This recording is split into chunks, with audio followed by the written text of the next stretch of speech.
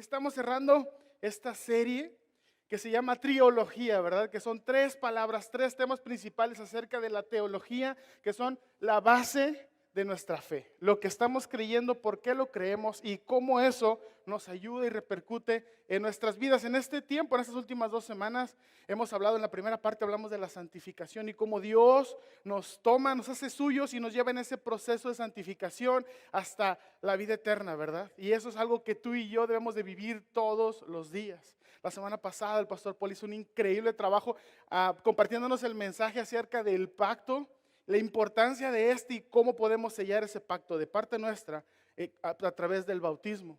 Hoy quiero compartirte esta tercera parte y quiero darte como una pequeña advertencia antes de iniciar, ¿ok? Me gusta como que ponernos todos en línea con respecto al mensaje de hoy. Hoy tengo muchas cosas que decir y en verdad me he esforzado, y soy bien honesto, me he esforzado porque hoy te puedo decir todo lo que tengo que decir en el menor tiempo posible. ¿Y todos dijeron? Para no salir de aquí tan tarde. No, en verdad, no, pero sí tengo muchas cosas que decir. A lo que voy es que te voy a animar, hoy como nunca, yo sé que casi siempre digo esto, pero hoy como nunca, a que tomes nota. Saca tu celular. Saca un pedazo de papel, una pluma, toma nota, todo lo que alcances a agarrar, por favor, toma nota y sigue disfrutando de eso entre semana, porque yo estoy seguro que Dios le va a hablar a los grandes, a los chicos, a los gordos, a los flacos, a los guapos y a los feos, aunque aquí no hay feos, ¿verdad? Puros guapos. Pero Dios nos va a hablar a todos. Prepara tu corazón. Hoy, la palabra de hoy, el tema de hoy es esa palabra rara que encontramos en la Biblia y que se llama expiación. ¿Qué es la expiación? Cuando yo escuchaba expiación, yo pensaba que expiación era eso que tú haces así como que cuando espías a alguien detrás de un poste, ¿no? Así como que te asomas y no quieres que te vean, estás viendo a alguien sin que quieres que te vean, pero no es eso, no tiene nada que ver con eso.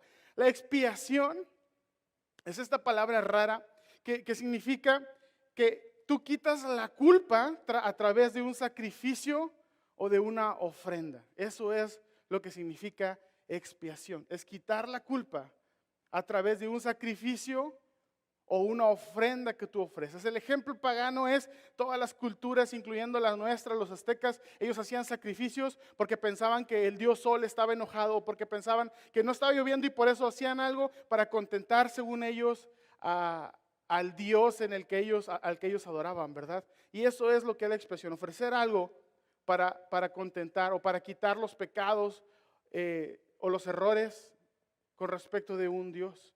Pero la palabra expiación a menudo es confundida con la palabra propiciación.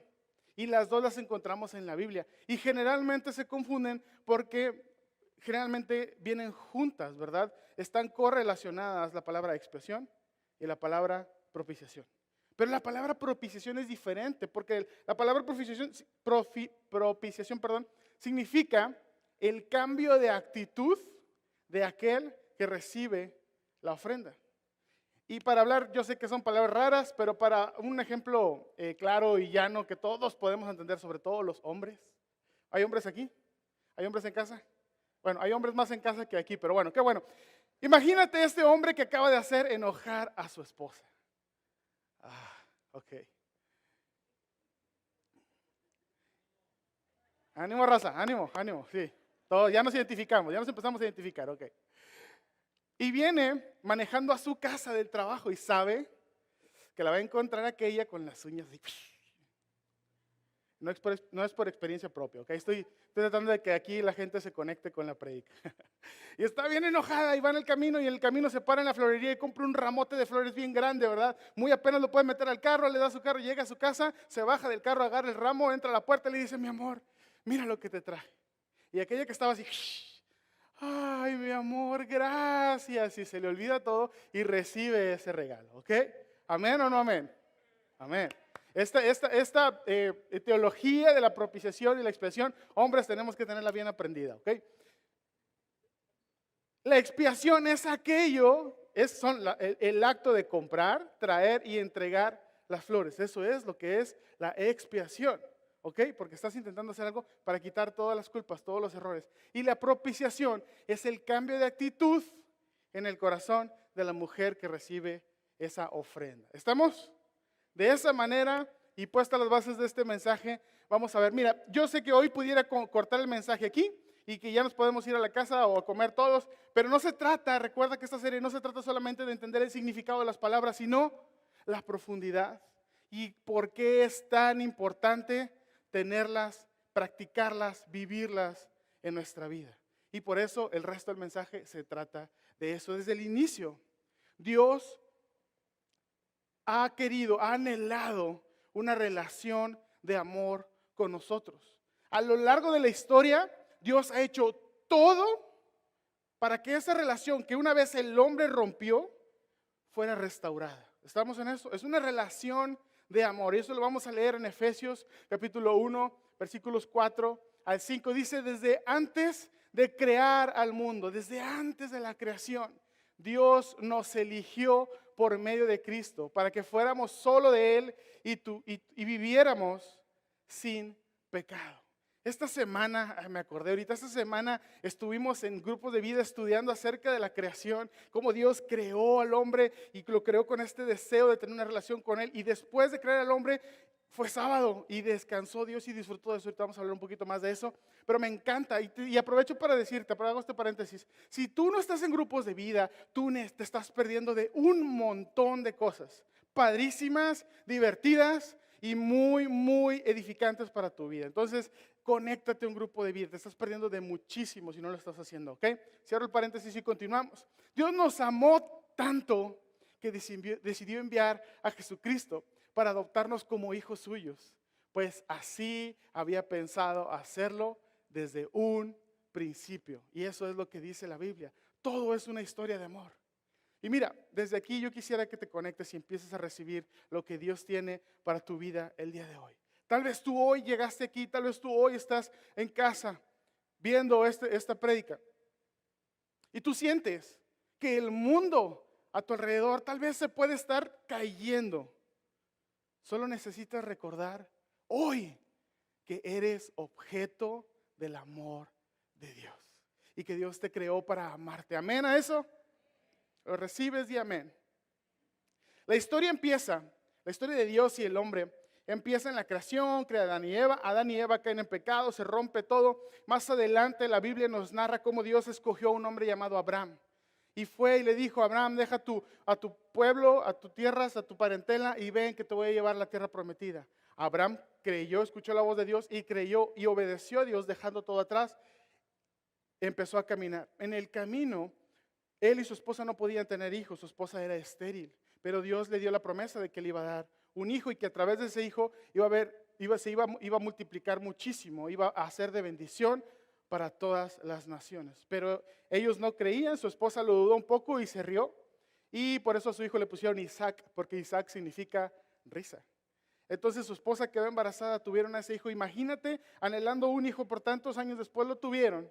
Y después más adelante Dios le pide a Abraham que sacrifique, que le ofrezca a ese hijo como sacrificio.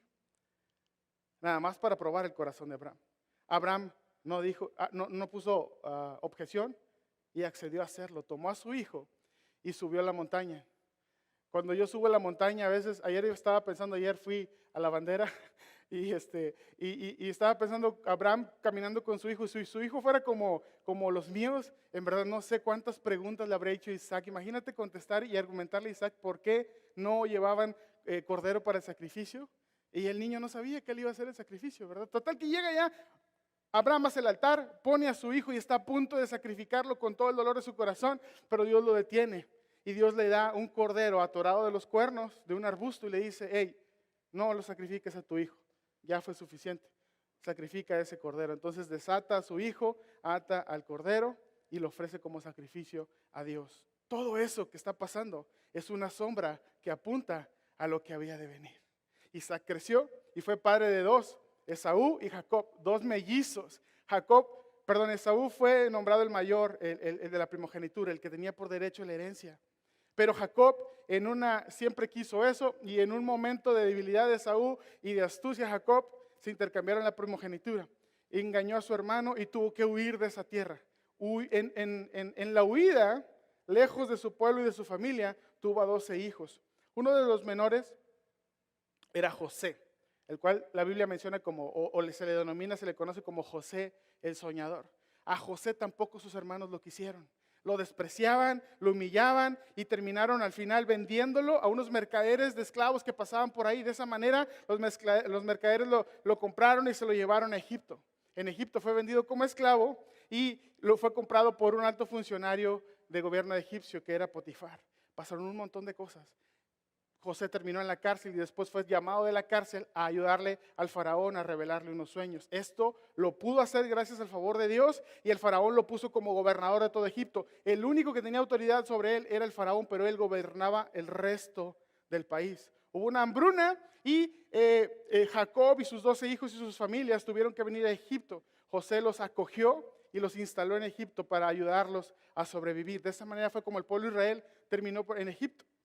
Cambió la administración, llegó un faraón nuevo y desconoció a la familia de José, porque ya habían crecido muchos, los toma y los hace esclavos de Egipto.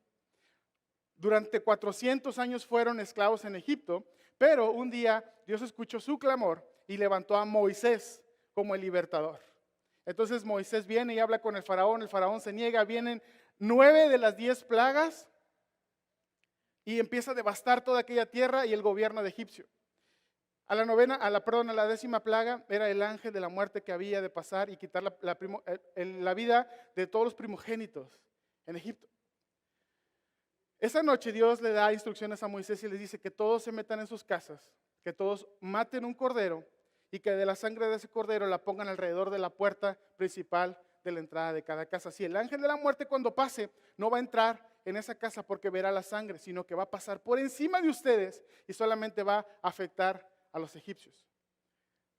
Nuevamente una sombra que apunta a las cosas buenas que habían de venir. Se ofrece eso, se hace todo. El día siguiente el faraón está tan enojado que le dice lárguense de aquí y los corre de Egipto. Moisés los guía a través de ese viaje, pero horas más tarde el faraón se arrepiente y envía al ejército egipcio a que los capturara y los regresara. Entonces el pueblo de Israel se encuentra acorralado entre el mar y el ejército de Egipto. Moisés levanta la vara, el mar se abre en dos y se abre un camino seco, que es nuevamente una sombra que apunta a lo que había de venir. Jesús dijo, yo soy el camino, la verdad y la vida. El pueblo pasa por camino seco y llega al otro lado del mar. El ejército egipcio los persigue y se interna en el mar. Y cuando están adentro del mar, el mar se cierra y los ahoga. Esto es increíble, familia. La semana pasada el pastor Paul nos estaba animando a que selláramos el pacto por medio del bautismo. Y eso es exactamente lo que pasa. El ejército egipcio representa tu pasado, tus errores, tus pecados. Y viene siempre en persecución tuya, ¿verdad? Cuando Dios ya te liberó y atraviesas a través de Jesucristo hacia el otro lado del mar, a presencia de Dios, a ser un hijo de Dios. Pero el pasado te persigue. ¿Y qué es lo que pasa cuando tú te bautizas? Entras en el agua, sales como una nueva persona y tus pecados quedan ahogados en el agua. Amén a eso. ¿No es tan poderoso? Es una sombra que apunta a lo glorioso que había de venir. Una vez del otro lado del mar, el pueblo de Israel tiene memoria corta, como la mayoría de nosotros, y se empieza a olvidar de quién los sacó de Egipto. Pero Dios, en su fidelidad y su amor, empieza a tener detalles poderosos con ellos. Cuando el pueblo tuvo hambre, hizo llover maná. ¿Sabes qué es maná? No es un grupo de rock mexicano. Maná significa el pan que cae, que desciende del cielo. Nuevamente una sombra que apunta a lo que había de venir. El pueblo de Israel tuvo sed y Dios hizo que de la roca brotara agua. Una agua que les saciaba la sed. Nuevamente una sombra que apunta a lo que había de venir. Jesucristo dijo, yo soy el agua de vida, el que bebe de mí no tendrá sed jamás. Más adelante Dios le da la instrucción a Moisés de que haga un tabernáculo, otra palabra de esas raras que encontramos en la Biblia. El tabernáculo no es más que una tienda de campaña grandota. ¿Y por qué una tienda de campaña? Porque esa funcionaba como el templo, pero tenía que ser desarmable porque el pueblo de Israel estaba viajando. Entonces ellos llegaban, instalaban el templo, todo, y por dentro estaba lleno de utensilios y de detalles que en verdad necesitaríamos otra serie para hablar de eso, pero todo lo que estaba dentro del templo, del tabernáculo, apuntaba, era una sombra que apuntaba a lo que había de venir. En el lugar estaba el lugar santo y luego el lugar santísimo. Y dentro del lugar santísimo estaba el arca del pacto. El arca del pacto no era más que un cofre grande que Dios había diseñado también para que en ese cofre se hiciera sacrificio, se vertiera la sangre y el pecado del pueblo fuera cubierto. Dentro del cofre, dentro del arca del pacto se encontraban tres cosas. La primera era la vara de Aarón que floreció. Increíble esto. Yo te recomiendo, como paréntesis también, toma nota de esto. Números, libro de Números, capítulo 16 y 17, vas a leer acerca de la vara de Aarón que floreció. En verdad, esta historia que se narra en esos dos capítulos es como para un peliculón de Hollywood increíble. Lo vas a disfrutar, en verdad. Ve y léelo. La segunda cosa era una vasija con maná. ¿Ok? Dios les había dado la instrucción de que recolectaran ese maná y que lo guardaran para que sus descendientes conocieran cómo Dios les alimentó en el desierto. Y la tercera cosa son las tablas con los 10 mandamientos. Éxodo 20 nos narra que Dios les dio los 10 mandamientos al pueblo de Israel como una forma, como una intención y en su gracia infinita de acercarse a ellos, de enseñarles, de empezarlos a educar acerca del bienestar, de su salud, de su bienestar, de su salud espiritual, de la relación que Él anhelaba con ellos. Y por eso les da la ley, porque recuerda, ellos venían de haber crecido en una cultura en donde adoraban todo lo que tuviera oro y se inclinaban y les ofrecían sacrificios, pero Él les estaba enseñando en cómo relacionarse con Él. Entonces podemos leer en Éxodo capítulo 20, a partir del versículo 2, les dice: yo soy el Señor tu Dios. Yo te saqué de la tierra de Egipto donde vivías como esclavo. Y eso era para que todos ellos y todos nosotros sepamos que hay un Dios y que tenemos que reconocerlo. El versículo 3 dice: no tendrás dioses delante de mí, ídolos. Si tú tienes algo que se interpone entre Dios y tú, ya estás rompiendo este mandamiento, tienes un ídolo. No necesariamente tiene que ser un ídolo de madera, aunque sí, o de cualquier material, porque después dice: no te harás imagen ni semejanza a alguna cosa que está en el cielo, ni abajo de la tierra, ni en las aguas, ni debajo de la tierra. No dice todo eso, que no te hagas ninguna imagen para adorarle, inclinarte delante de ellos. Eso es un mandamiento, ¿ok? Y son ídolos. Pero si el dinero te impide acercarte a Dios, también es un ídolo. Si tu relación con alguien te impide acercarte a Dios, también es un ídolo. Si tu ego y tu falta de humildad te impiden acercarte a Dios, entonces tú estás haciendo de ti un ídolo. Continúa y dice el versículo 7: no tomarás en vano el nombre del Señor. Profanar es tomar algo santo y usarlo para un uso que no es santo. Cuando tú dices: ay, Diosito santo. ¿Alguien ha dicho eso aquí? Le faltaste al tercero de los mandamientos. Usamos el nombre de Dios en vano. ¿Sabes? Antes ni siquiera se atrevían a mencionarlo. Y cuando lo escribían, iban, se purificaban, regresaban, escribían su nombre, iban y se purificaban y continuaban escribiendo. Así de serio era tomado el tercero de los mandamientos. El versículo 8 de Éxodo 20 dice: te acordarás del día de reposo. Dios, nuevamente, algo que estudiamos esta misma semana en los grupos de vida y que estuvo increíble. Dios creó en 6 días, hizo la creación y el séptimo día lo dedicó para descansar, para contemplar lo que había hecho, para disfrutar de su relación con el hombre. Y por eso es tan importante que nosotros tomemos en cuenta esto, ¿verdad? De alguna manera, si tú eres de esas personas que dices: no, yo no paro porque el tiempo es dinero y yo no paro y yo trabajo y trabajo y trabajo y trabajo, tal vez estás incurriendo en faltar al cuarto de los mandamientos. El versículo 12 dice: honrarás a tu padre y a tu madre. El honor es algo que Dios nos manda, ¿ok? Si tú has pensado alguna vez una cosa en contra de tu papá o de tu mamá, o incluso has hablado de alguna autoridad, has retuiteado, has compartido algo en redes sociales, ya le faltaste a la honra a las autoridades. Y no eres intencional en dar honra constantemente a tus padres, a tus autoridades, entonces el quinto de los mandamientos tampoco lo pasamos. Dice el versículo 13, sencillo: no matarás, no le vas a quitar la vida a nadie, ¿ok? Te lo ordeno. No matarás, no vas a asesinar, no lo vas a hacer.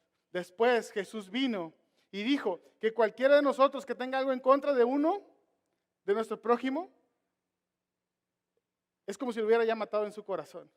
Entonces está muy intenso esto, ¿verdad? Tal vez tú dices, bueno, yo nunca he matado a nadie, pero si tienes un pensamiento en contra de alguien, si odias a alguien, si tienes algo que no le has perdonado a alguien, estás faltándole al sexto de los mandamientos. El siguiente dice, no cometerás adulterio en el versículo 14 de Éxodo 20. Y sabes tú lo que es el adulterio, ¿verdad? Lo que es tener una relación con alguien que no es tu esposo o tu esposa. Y dices, bueno, al menos ese sí la libro. Porque pues bueno, yo me acabo de casar, en realidad nunca he sido infiel, está todo dar todo.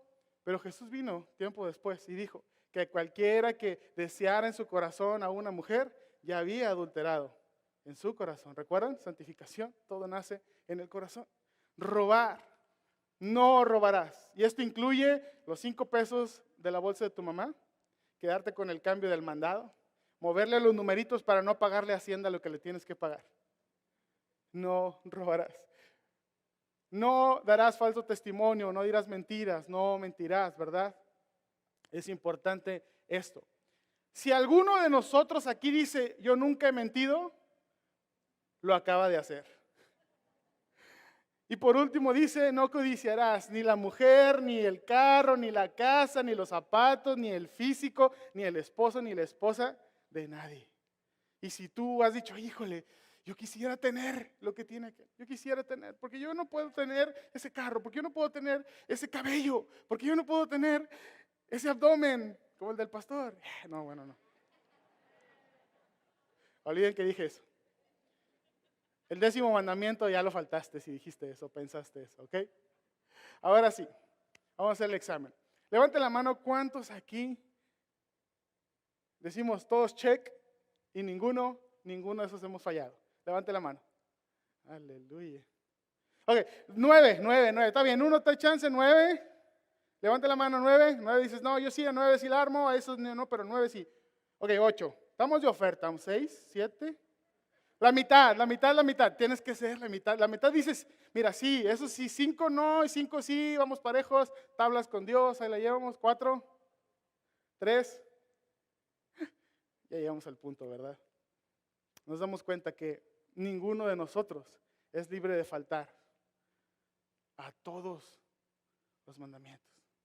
Porque los mandamientos era una forma en la que Dios se relacionaba con el pueblo, era una forma en la que era una vida que anhelaba a Dios, saludable, fuerte, sabia para su pueblo, para el pueblo de Israel, pero era mucho más que eso.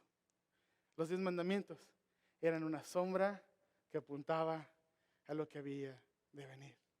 Es más que una guía moral. Los 10 mandamientos solamente es un revelador del pecado en nuestras vidas. Los 10 mandamientos hacen que nosotros tengamos que reconocer que somos incapaces de ser buenos, incapaces de estar bien con Dios por nuestras propias fuerzas. Me encanta porque los primeros mandamientos era la manera, una especie de relación vertical entre el hombre y Dios, ¿verdad? Y los segundo grupo de mandamientos era se refería a la relación horizontal con nuestro prójimo. Jesús dijo, amarás al Señor tu Dios con todo tu corazón y amarás a tu prójimo como a ti mismo. Aquí se resumen la ley y los profetas. Y me encanta eso, porque era una sombra de lo que había de venir. Vamos a leer en Romanos capítulo 3, versículo 20.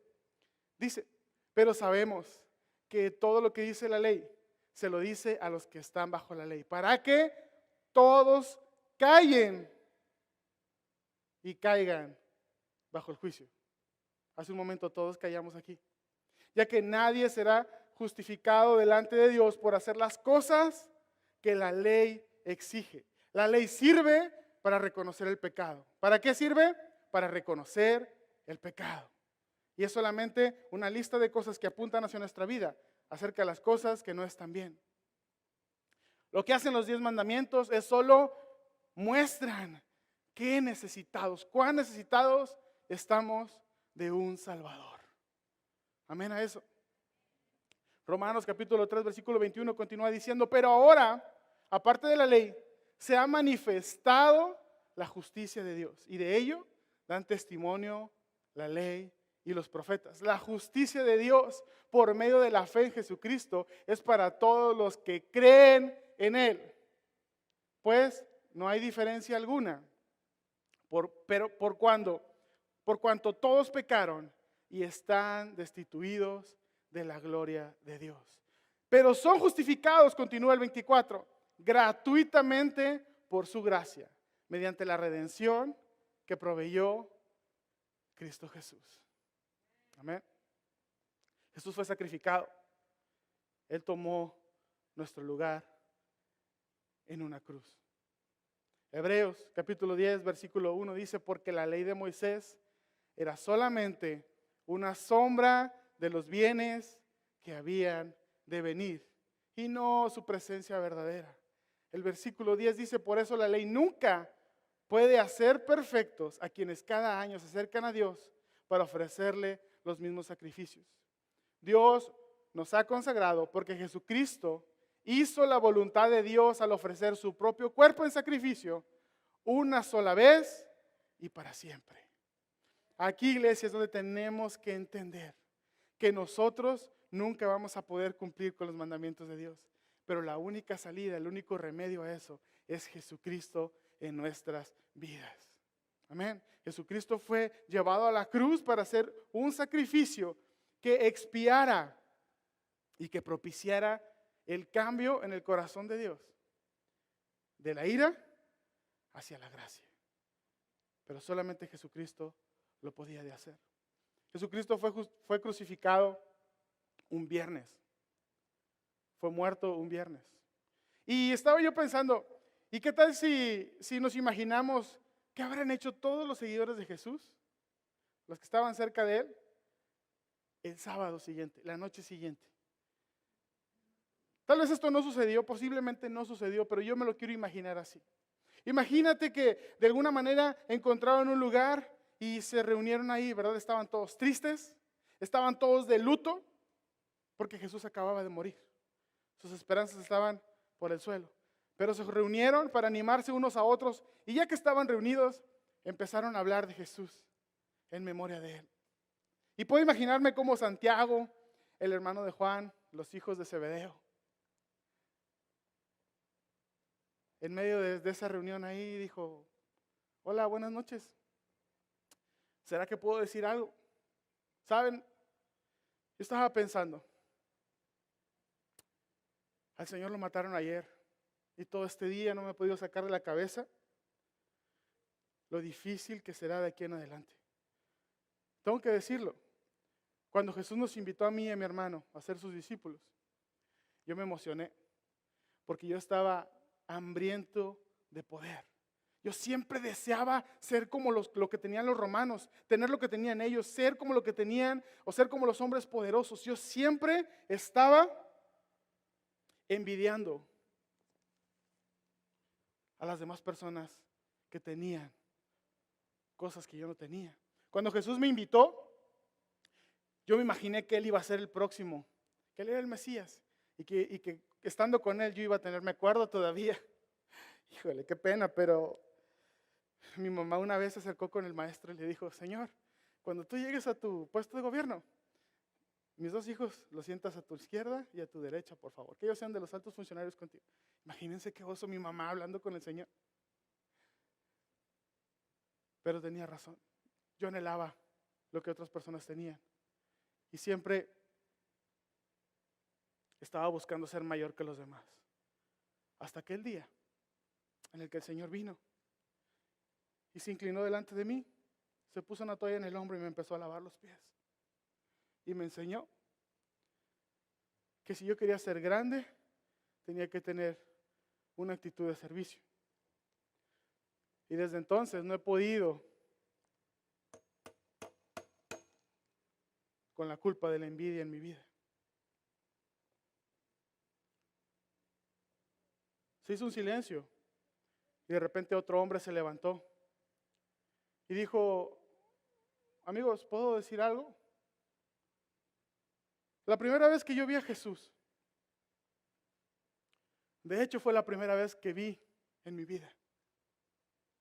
Y escuché que él andaba ahí, después sentí que se acercó a mí.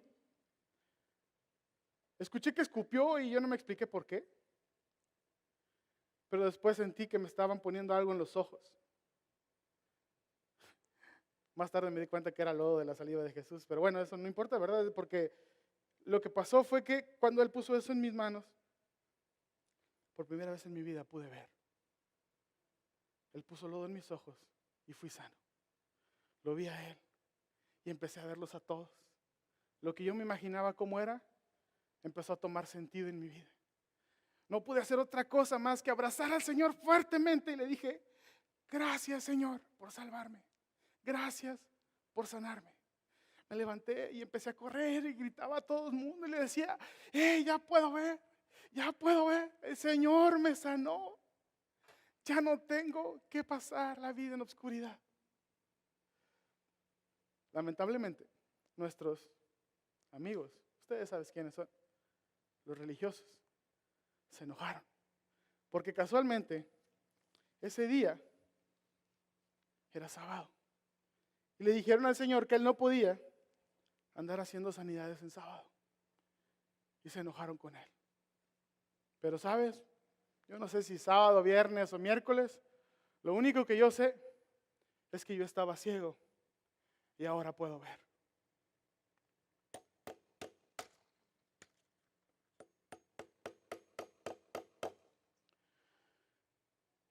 Después se levantó otra persona y dijo, ¿alguno de ustedes me conoce? Mi nombre es Nicodemo. Yo soy un alto funcionario del Sanedrín. Bueno, era un alto funcionario del Sanedrín.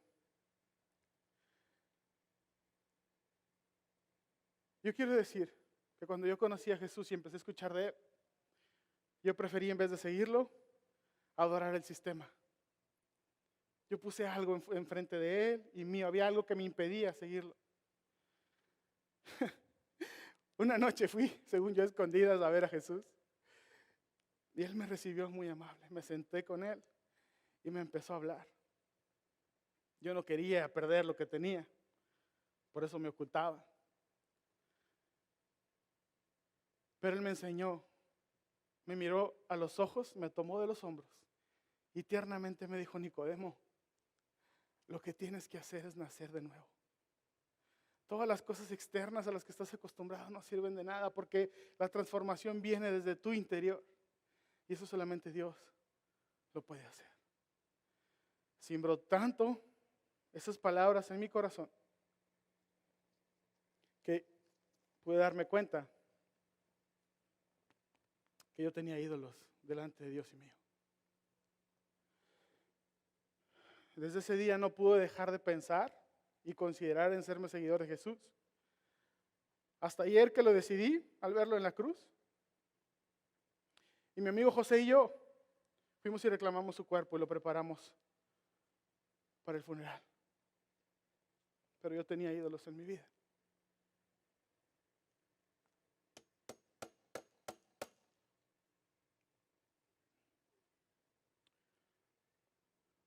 Mero atrás, en la reunión, una señora chaparrita se levanta y empieza a abrirse paso entre todos y se pone en donde todos la puedan escuchar y dice, ¿saben? Yo no soy muy buena hablando en público. Como ustedes ven, soy una persona mayor. Yo desde chica fui enseñada a honrar a mis padres, a honrar a mis autoridades, y también yo lo hacía con mi esposo y lo honraba. Hasta el día que lo perdí y me dejó sola. Ustedes saben lo difícil que es vivir en nuestra sociedad siendo viuda. He tenido que trabajar muy duro para ganar unos cuantos centavos, limpiando los pisos de la gente rica. Pero la gente rica me ha tratado peor que a la mugre de sus pisos. Y me siento tan deshonrada en todo este tiempo.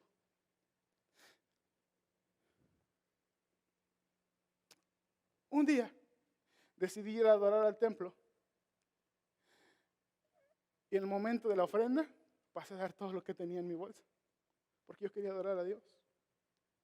Entonces fue cuando el Señor me vio y me apuntó y me dijo, miren a esta viuda.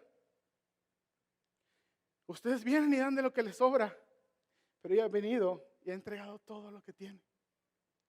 Esta ofrenda le agrada a Dios. Dijo, no les puedo describir lo honrada que me hizo sentir el Señor. Que delante de todos, a mí me usó como ejemplo.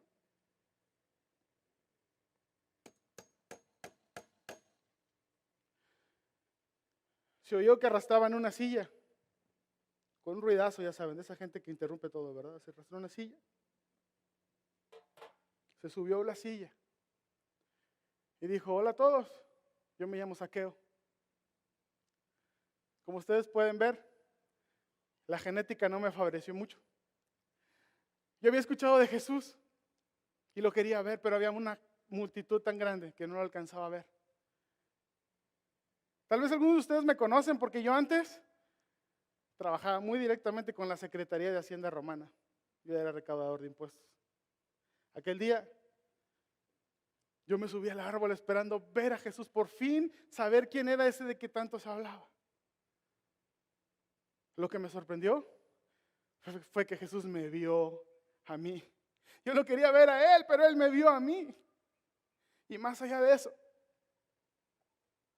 Él me llamó por mi nombre. Me dijo, Zaqueo, baja de ese árbol. ¿Qué estás haciendo ahí arriba? Y me dijo, hoy quiero comer contigo. ¿Pueden creer eso? El Señor quería comer conmigo. Vino a mi casa, se sentó a mi mesa y tuvimos una conversación que literalmente transformó mi vida. Yo no pude soportar el amor y la gracia con la que Él me trató. Yo soy culpable y era culpable de robarle a las personas. Incluso la señora que acaba de hablar, gente como esa, yo le robaba. Pero el Señor me trató con tanta gracia que mi vida no volvió a ser igual.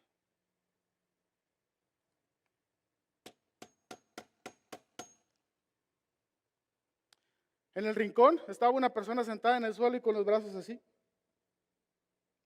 Reunió el valor suficiente para levantarse y se acercó a todos y dijo, yo sé que sabían que yo no me podía quedar callado, porque lo primero que hago siempre es abrir mi bocota. Para los que no me conocen, me llamo Pedro. Y yo le juré lealtad al Señor hasta la muerte. Y me siento tan mal de que cuando llegó la presión a mi vida, tuve que mentir. Yo dije mentiras y lo negué. Y no suficiente con eso. Además de decir que yo no conocía al Señor y todas esas cosas que la gente me acusaba porque me reconocían, me molestó tanto que me acusaran, que empecé a maldecir y a profanar también el nombre del Señor.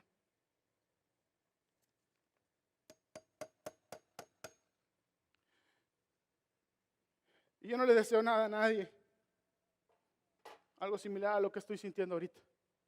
Me siento tan culpable por haber sido tan cobarde en el momento en el que el Señor más me necesitaba. Lo único que puedo decir es que espero que un día pueda tener la oportunidad de pedirle perdón a Él. Se hizo un silencio bien grande. Y una mujer se levantó y dijo, ¿recuerdo la primera vez que vi al Señor? Yo casi estaba desnuda. Y no me malentiendan, déjenme les explico. Lo que pasa es de que yo estaba en la cama con un hombre que no era mi esposo. Entonces unos hombres entraron, me tomaron de los cabellos y me empezaron a arrastrar. Lo único que alcancé fue a tomar una túnica y envolvérmela para más o menos cubrirme mi cuerpo desnudo. Ellos me trajeron empujones y patadas y me gritaban insultos hasta traerme a los pies de Jesús. Yo sabía que el castigo por lo que yo había hecho era que me mataran a pedradas. Yo estaba consciente de eso y solamente estaba esperando la primera pedrada sobre mi cabeza. Cuando escuché que las piedras empezaron a caer poco a poco y nadie me lanzó una sola pedrada. Después sentí como el Señor se acercó a mí, me tomó de la mano, se inclinó, levantó mi barbilla, me vio a los ojos, como nunca antes un hombre me había visto. Y me dijo: yo tampoco te condeno. Levántate y deja de hacer lo que haces. Ese día entendí que lo que yo hacía estaba mal, pero no pude soportar la gracia y la ternura con la que el Señor me trató a mí. No me juzgó. Yo merecía morir.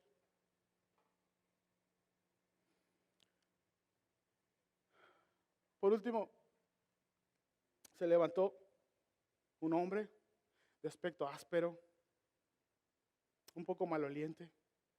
Tú lo veías y te daba miedo. Se acercó a donde estaban todos y les dijo: yo sé que la mayoría de ustedes no me conocen, pero lo que quiero decir es que yo debería de estar muerto hoy. Mi nombre es Barrabás. Yo nunca conocí a Jesús hasta ayer, que lo pusieron a un lado mío y todo el pueblo empezó a gritar que me soltaran a mí. Les digo la cosa, a mí me sorprendió tanto eso, porque realmente soy un mal hombre. Tengo tanto odio en mi corazón y odio tanto a los romanos que incluso he asesinado a unos cuantos de ellos. Pero cuando volteé a ver a Jesús y le vi su rostro, tú sabes cuando una persona es inocente. Y yo, hoy, todavía no puedo creer porque una persona inocente murió en mi lugar. Y no puedo sacarme eso de la mente y de mi corazón. Porque yo soy un asesino. Pero Él ocupó mi lugar. No sé cómo describirlo, pero el hecho de que un inocente haya tomado mi lugar y haya muerto en mi lugar, siento que tiene que cambiar algo dentro de mí.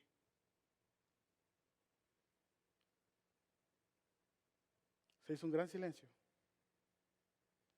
Y de repente, alguien dijo, Nicodemo dijo: hey amigos, no puede ser, lo acabo de entender. Claro, si toda la Biblia, toda la ley apuntaba hacia lo que había de venir. El Cordero de la Pascua era el Señor. Ese que había de derramar su sangre por nosotros era Él. El camino en el Mar Rojo era el Señor. Él es el camino, Él lo dijo. ¿Se acuerdan que ustedes anoche nos dijeron que Él, cuando cenó con ustedes, les dijo que su cuerpo era el pan y que ese pan tenía que ser partido por Él? Ese era su cuerpo, y su cuerpo llegó a la cruz y su cuerpo fue partido por nosotros. Ahora tiene sentido. El Señor esa noche me dijo que de tal manera Dios amó al mundo que envió a su Hijo unigénito para que todo aquel que en Él crea no se pierda, pero que tenga vida eterna. Y eso me lo dijo a mí. Y ahora lo entiendo. El Señor era Dios en esa cruz. El Señor era Dios en esa cruz. Ese pan era su cuerpo.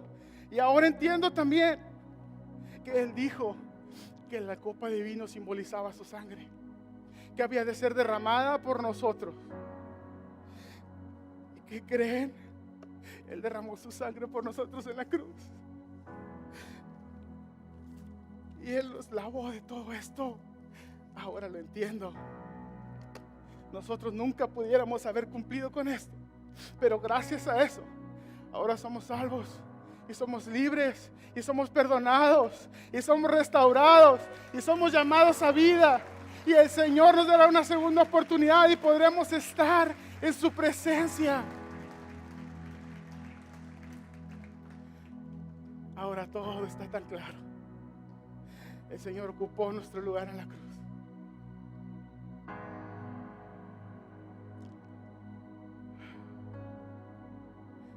Iglesia, la pregunta es: ¿qué respuesta vamos a tener nosotros al saber que Jesucristo nos toma, nos aparta para Él y nos santifica? Él renovó el pacto que por medio del bautismo nosotros podemos sellar. Él se ofreció como ofrenda de expiación por nuestros pecados y propició que la ira de Dios se tornara en gracia para nosotros. Yo no sé tú,